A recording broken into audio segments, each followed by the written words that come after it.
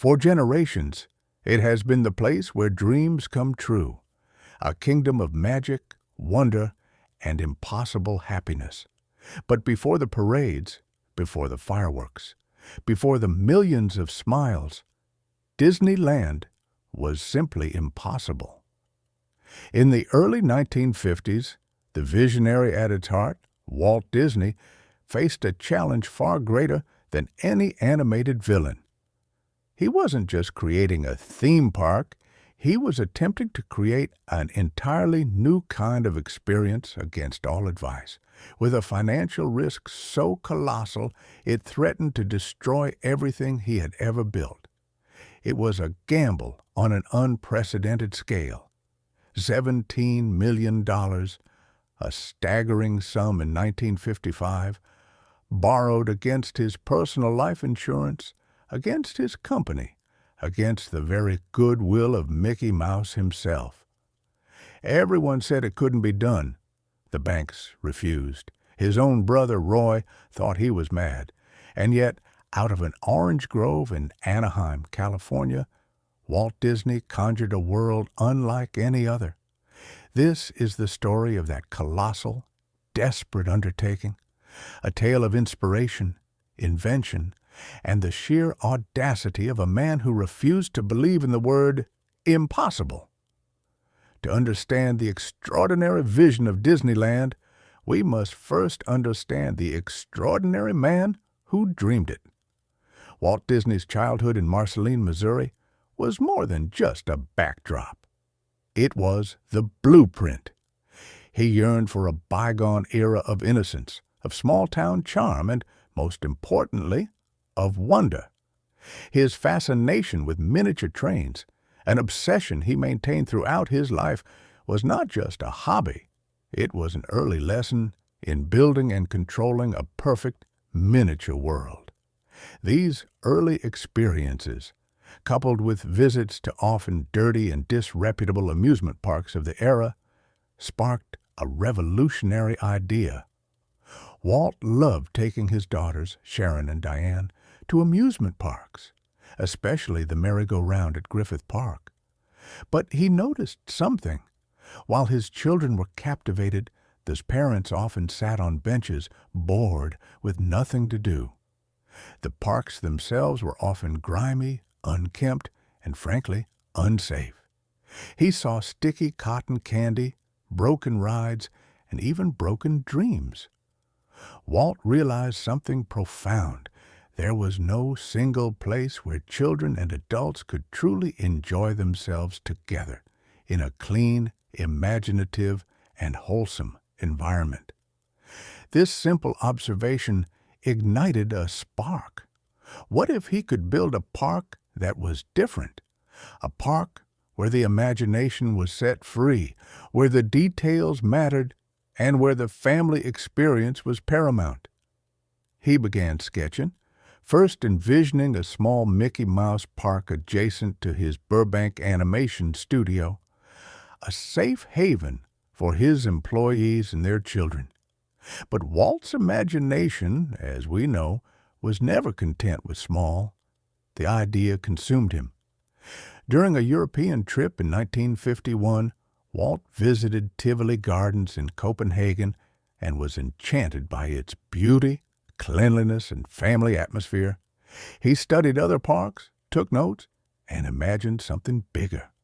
Not just rides, but entire themed lands. Places where guests could step into different worlds. A frontier, a fairy tale, tomorrow itself. The Mickey Mouse Park evolved into something far more ambitious, a place he would call Disneyland. But dreams require money, lots of it. Walt assembled a team of artists and designers, his Imagineers, to bring these concepts to life. He pitched his vision to banks, investors, and even his own board of directors. The response was almost universally negative. Who would drive all the way to Anaheim? They asked. Amusement parks are dirty and disreputable. It's financial suicide. Even Roy Disney, Walt's brother and business partner, was deeply concerned, but Walt refused to give up. Walt found an unlikely savior: television. The new medium was exploding in popularity, and networks were desperate for content. Walt approached ABC with a radical proposal.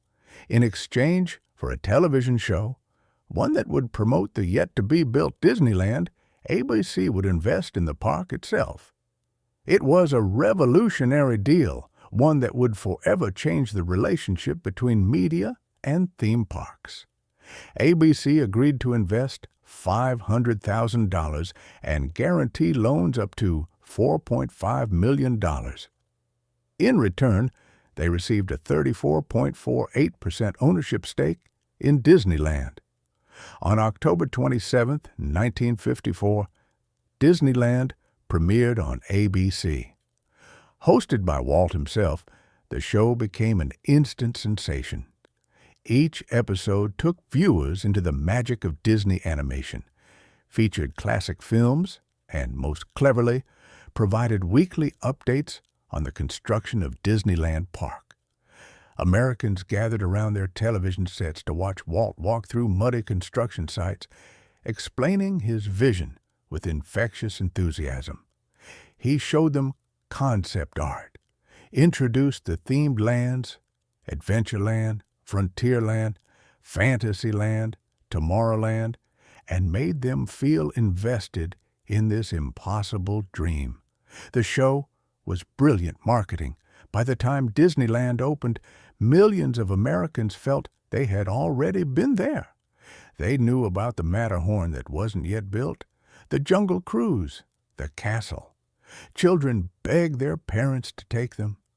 Walt had created something unprecedented, a theme park that existed in the public imagination before it existed in reality. The television show didn't just fund Disneyland, it made its success inevitable. But even with ABC's investment, the money problems were far from over. Construction costs spiraled. What was budgeted at $5 million quickly escalated to $11 million, then $15 million, finally reaching an astronomical $17 million. Walt borrowed against everything: his life insurance policy, his personal assets, future revenues from his films. He even created a separate company, WED Enterprises, using his own initials to maintain creative control and protect his vision from nervous investors. Roy Disney watched in horror as his brother bet everything on this orange grove in Anaheim. On July 21, 1954, construction officially began. 160 acres of orange groves were cleared. Walt was on site constantly, walking the grounds, adjusting plans, obsessing over every detail. This wouldn't be a collection of rides, it would be a series of fully realized environments. Every building, every plant, every trash can would tell a story. Nothing would break the illusion. To achieve this vision, Walt assembled a team unlike any other: artists, engineers, architects, writers. He called them Imagineers, a blend of imagination and engineering. Harper Goff designed the Jungle Cruise inspired by the film The African Queen. John Hench worked on the castle. Mark Davis created attraction concepts and characters. These weren't typical amusement park designers. They were storytellers, and every attraction had a narrative arc, a beginning, middle, and end. The innovations were staggering. Disney pioneered audio animatronics, bringing mechanical life to characters. They used forced perspective architecture to make buildings seem taller and castles more grand. Walt insisted on an elevated berm around the park to block out the outside world. Nothing from the real world could intrude on the magic. He planned intricate landscaping, importing full-grown trees because he refused to wait for saplings to mature. Every detail mattered. Even the trash cans were designed to blend seamlessly into each themed land. But the construction was a nightmare. The timeline was impossibly tight. Just 1 year to build an entire theme park. Delays plagued every attraction. The Jungle Cruise River kept leaking. They had to line it with clay and concrete multiple times. The Mark Twain riverboat nearly capsized during testing. Costs continued to spiral. Contractors quit. Suppliers demanded payment up front. There were moments when it seemed the entire project would collapse. Roy Disney pleaded with Walt to scale back, to delay the opening, to be realistic. Walt refused. The opening date was set, July 17, 1955. They would be ready. The final weeks were chaos. Workers labored 24 hours a day. Walt himself slept in a small apartment above the Main Street firehouse, never leaving the site. Paint was still wet on opening day. Asphalt was poured the night before. Attractions were being tested as guests arrived. It was madness. It was impossible. And yet somehow it was happening. The dream was becoming real. July 17th, 1955. Opening day. Walt Disney stood at the gates of his impossible dream, about to unveil it to the world. The event would be broadcast live on ABC, hosted by 3 network stars, Art Linkletter, Bob Cummings, and Ronald Reagan. 90 million Americans would be watching. Everything had to be perfect. It wasn't. Opening day became known as Black Sunday, and for good reason. First, counterfeit tickets flooded Anaheim. Instead of the expected 11,000 invited guests, 28,000 people pushed through the gates. The park was overwhelmed instantly. The asphalt on Main Street, poured just hours earlier, was still soft in the July heat. Women's high heels sank into the pavement. Water fountains didn't work because of a plumber's strike. And in 100-degree heat, guests were furious. Some claimed Walt chose Pepsi fountains over water fountains, though this was likely just confusion and frustration. The disasters continued. The Mark Twain riverboat was so overloaded it nearly sank. Fantasyland attractions broke down repeatedly. A gas leak in Fantasyland forced its temporary closure. Adventureland's Jungle Cruise ran out of water. Boats sat in mud as mechanical hippos lurched awkwardly. Frontierland's pack mules went on strike. They literally refused to move. Restaurants ran out of food and drinks within hours. The traffic jam on the Santa Ana freeway stretched for 7 miles. Reporters had a field day. Walt Disney's nightmare, declared one headline. Black Sunday, said another. Lesser men would have crumbled, but Walt Disney was not a lesser man.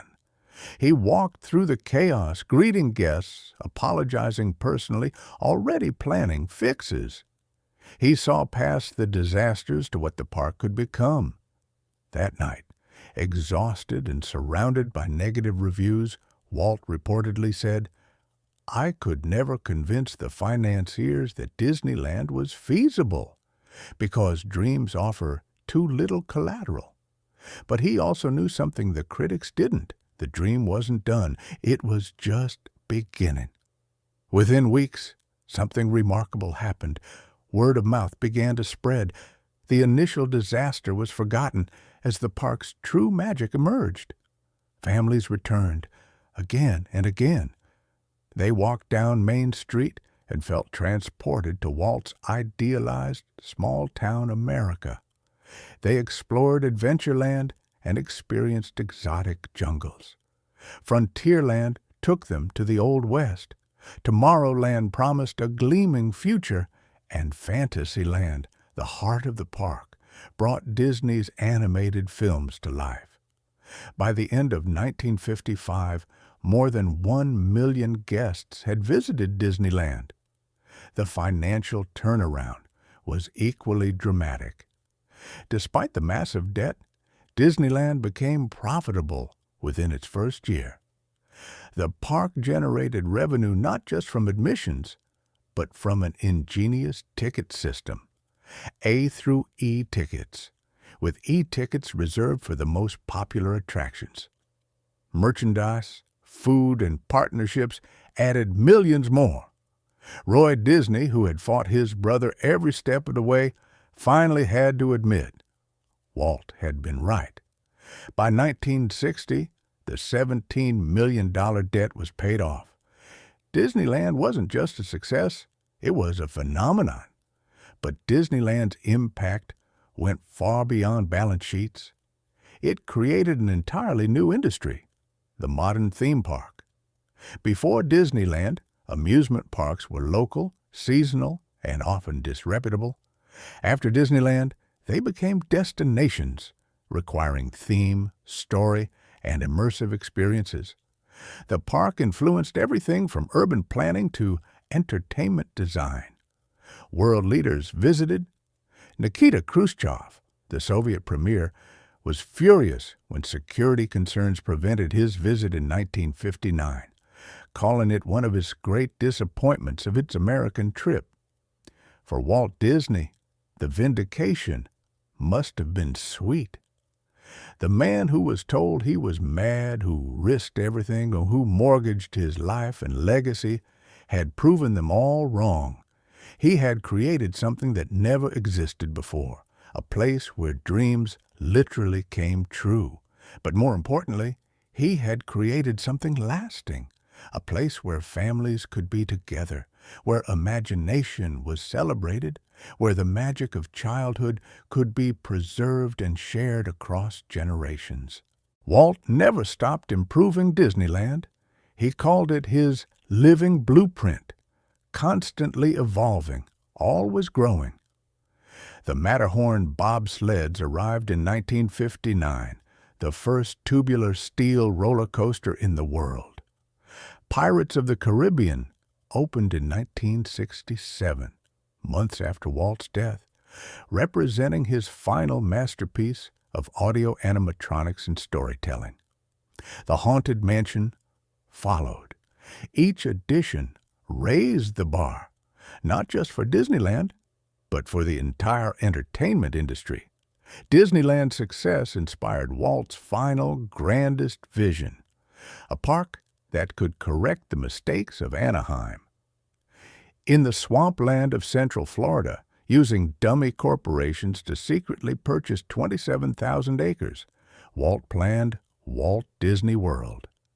This time, he'd control everything: the hotels, the infrastructure, the surrounding development.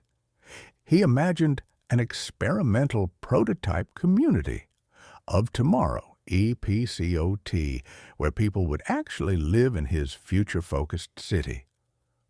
Walt died in 1966 before seeing it completed, but Roy Disney, the brother who once doubted, made sure Walt's Florida dream came true, opening Walt Disney World in 1971. The empire continued to grow. Tokyo Disneyland opened in 1983, Disneyland Paris in 1992, Hong Kong Disneyland in 2005, and Shanghai Disneyland in 2016. 12 theme parks across 6 resorts on 3 continents. Billions of guests. An entertainment empire worth hundreds of billions of dollars. All of it traced back to that impossible gamble in an Anaheim orange grove. But perhaps the greatest legacy isn't measured in dollars or acres. It's measured in moments. The child seeing the castle for the first time, eyes wide with wonder.